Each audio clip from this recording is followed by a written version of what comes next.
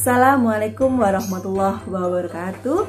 Salam sehat semuanya. Kembali lagi di Praktikum Fitokimia Politeknik Kesehatan Bakti Setia Indonesia.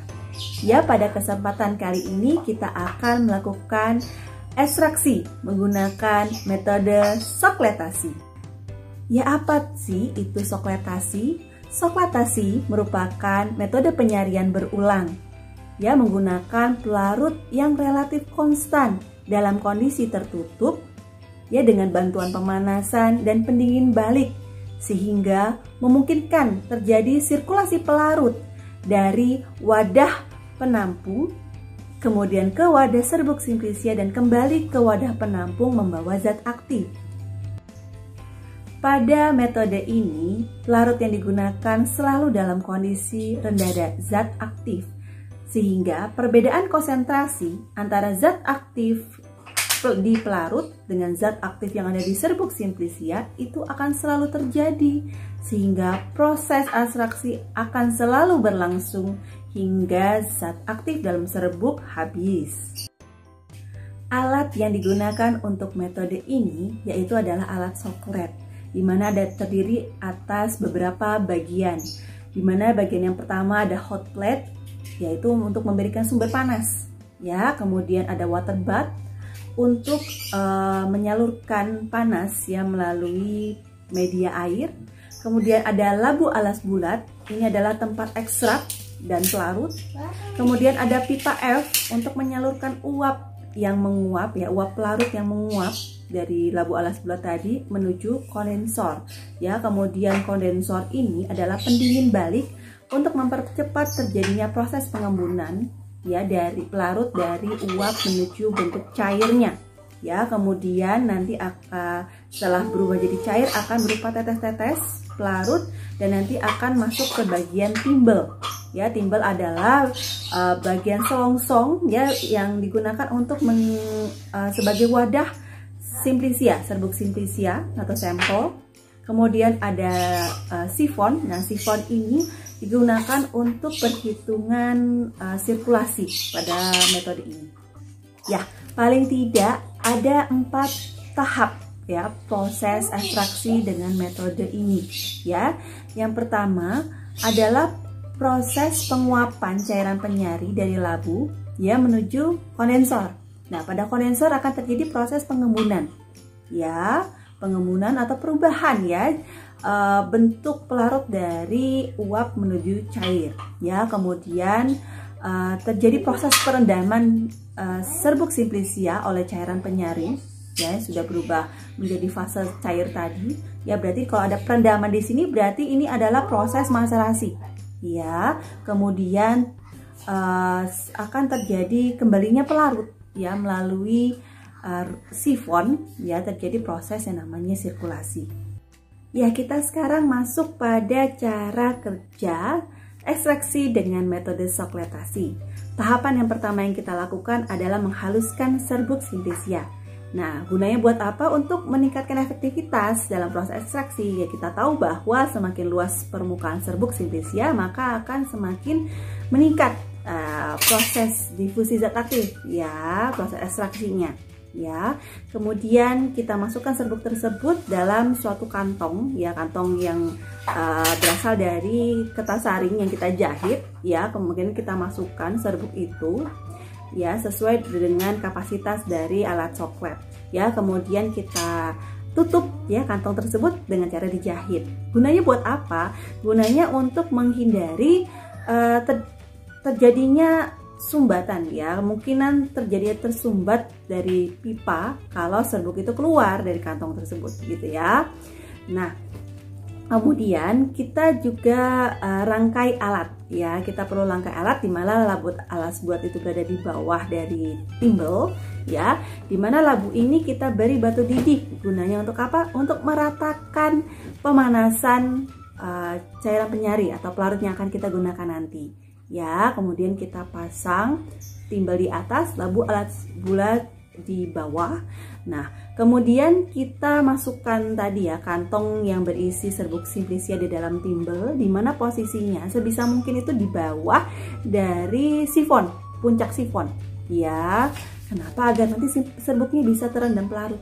Oke, nah kemudian kita pilih ya, kita gunakan pelarut cairan penyari, di mana pelarut atau cairan penyari ini kita pilih berdasarkan polaritas, kesesuaian dari polaritas senyawa atau zat aktif yang ingin kita ambil. Nah, selain itu pelarut juga harus iner, tidak boleh bereaksi dengan zat aktif. Ya, pelarut juga memiliki titik didih yang lebih rendah daripada zat aktif. Kenapa? Agar nanti saat sudah membawa zat aktif nih ya ke bawah ke labu alas bulat, nah nanti kan pelarut bertugas untuk menguap lagi. Nah, saat menguap itu yang menguap hanya pelarutnya, zat aktifnya tetap di labu alas bulat, begitu. Kemudian pelarut tersebut nanti kita tuang ke dalam timbel sebanyak kurang lebih 10 kali dari bobot sampel. Ya, nantinya otomatis ya saat kita tuang nanti dia akan mengalir melalui sifon, memenuhi sifon dan masuk ke dalam labu alas bulat ya yang terpasang di bawah. Dan kita harus memastikan ya, kemudian kita memastikan bahwa kondensor tersebut terpasang dengan baik. Kita pasang, kita sambungkan dengan alat kondensor. Kita pastikan bahwa kondisinya itu rapat, tidak ada yang bocor. Kemudian kita pastikan juga ya aliran dari air yang ada di luar pipa kondensor itu mengalir dengan lancar ya, sudah berjalan dengan baik ya. Kemudian kita sudah pastikan tertutup rapat, aliran airnya juga baik. Kemudian barulah pelarut ini kita panaskan, nyalakan hot plate ya dengan sistem water bath itu, dimana kita nanti akan panaskan berdasarkan acuan titik didih dari pelarut. Nah, kemudian pelarut ini kita akan didihkan. Pelarut ini nanti akan menguap ya, karena dia mendidih ya, akan menguap pada saat titik didihnya, kemudian akan melewati pipa F menuju mana? Menuju kondensor. Nah, saat berada di kondensor, karena adanya aliran air di luar pipa tadi menyebabkan proses pengembunan atau perubahan fase gas dari pelarut menuju fase cairnya, begitu ya.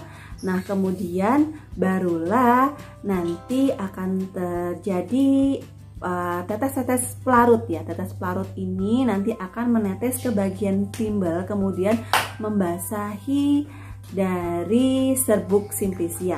Nah, semakin lama semakin banyak kemudian akan merendam serbuk simplisia. Ya, oleh karena tadi ya, jadi posisi sifon tuh harus tetap di puncak sifon, harus berada di atas, sehingga nanti seluruh simplisia akan terendam oleh pelarut tadi.